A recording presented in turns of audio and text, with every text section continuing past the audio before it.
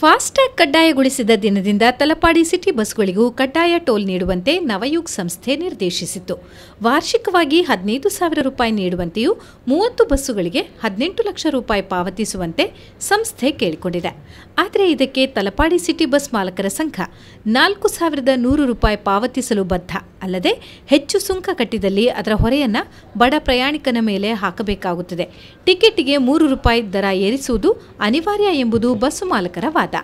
ಈ ಕುರಿತು ಟೋಲ್ ಸಿಬ್ಬಂದಿ ಬಸ್ ಮಾಲಕರು ಉಳ್ಳಾಲ ಠಾಣೆಯಲ್ಲಿ ಮಾತುಕತೆ ನಡೆಸಿದರೂ ಸಂಧಾನ ವಿಫಲವಾಗಿತ್ತು.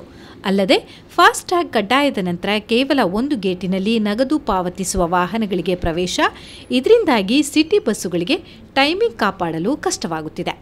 ಹೆಚ್ಚುವರಿ ಗೇಟು ತೆರೆದಿಡುವಂತೆಯೂ ನಿಗದಿತ ದರ ಪಾವತಿಸುವಂತೆಯೂ 2 ಷರತ್ತುಗಳಿಗೆ ಟೋಲ್ ಸಿಬ್ಬಂದಿಗಳು ಒಪ್ಪಿಕೊಂಡಲ್ಲಿ ತಲಪಾಡಿ ಕೊನೆ ನಿಲ್ದಾಣದವರೆಗೆ ಬಸ್ಸುಗಳನ್ನು ಕೊಂಡೊಯ್ಯಲು ಸಾಧ್ಯ.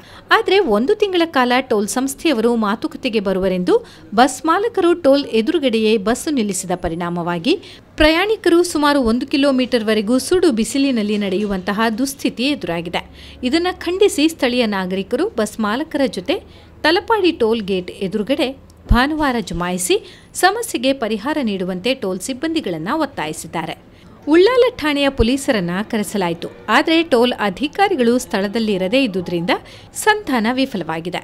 ಇದಕ್ಕೆ ಪ್ರತಿಕ್ರಿಯಿಸಿದ ಗಡಿನಾಡು ರಕ್ಷಣಾ ವೇದಿಕೆ ಅಧ್ಯಕ್ಷ ಸಿದ್ದಿಕ್ ತಲಪಾಡಿ 2 ದಿನಗಳಲ್ಲಿ ಅಧಿಕಾರಿಗಳು ಪರಿಹರಿಸುವ ವಿಶ್ವಾಸ ನೀಡಿದ್ದಾರೆ. ಇದು ವಿಫಲವಾಗಿ ಪ್ರಯಾಣಿಕರು ಮತ್ತೆ ಪರದಾಡುವಂತಹ ಸ್ಥಿತಿ ನಿರ್ಮಾಣವಾದಲ್ಲಿ ಚರಿತ್ರೆ ನಿರ್ಮಿಸುವ ಹೋರಾಟ ತಲಪಾಡಿ ಟೋಲ್ ಎದುರುಗಡೆ ನಡೆಯಲಿದೆ ಎಂದು ಎಚ್ಚರಿಕೆ ಹಾಕಿದ್ದಾರೆ.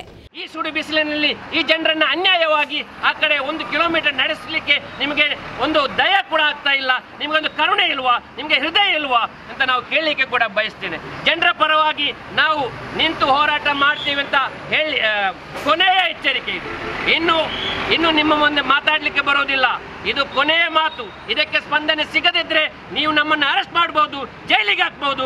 ಆದರೆ ನಮ್ಮನ್ನು ಜೈಲಿಗೆ ಹಾಕಿ ಇದಕ್ಕೆ ಈ ಸಮಸ್ಯೆಗೆ ಪರಿಹಾರ ಸಿಗುವುದಾದ್ರೆ ಅದನ್ನು ಕೂಡ ಮಾಡಿ ಅಂತ ಹೇಳಲಿಕ್ಕೆ ಬಯಸ್ತೇನೆ. ಆದ್ದರಿಂದ ಖಂಡಿತವಾಗಿಯೂ ಇದಕ್ಕೆ ಸ್ಪಂದನೆ ಸಿಗದಿದ್ರೆ ಮುಂದಿನ ದಿವಸ ಇಲ್ಲಿ ಆಗುವ ಎಲ್ಲ ಅನಾಹುತಗಳಿಗೆ ಕಂಪನಿಯವರು, ಸಂಬಂಧಪಟ್ಟ ಅಧಿಕಾರಿಗಳು, ಜನಪ್ರತಿನಿಧಿಗಳು ನೇರ ಹೊಣೆ ಅಂತ ಹೇಳಲಿಕ್ಕೆ ಬಯಸ್ತೇನೆ. ಈ ಸಂದರ್ಭ ಬಸ್ ಮಾಲಕರ ಸಂಘದ ಅಧ್ಯಕ್ಷ ಕರೀಂ ನಾಗತೋಟ, ಸಂಚಾಲಕ ಸತೀಶ್ ಕುದ್ರು, ತಾಲೂಕ್ ಪಂಚಾಯತ್ ಸದಸ್ಯೆ ಸಿದ್ದಿಕ್ ಕೊಳಂಗೆರೆ, ಡಿವೈಎಫ್ನ ಅಶ್ರಫ್ ತಲಪಾಡಿ ಮತ್ತಿತರರು ಉಪಸ್ಥಿತರಿದ್ದರು.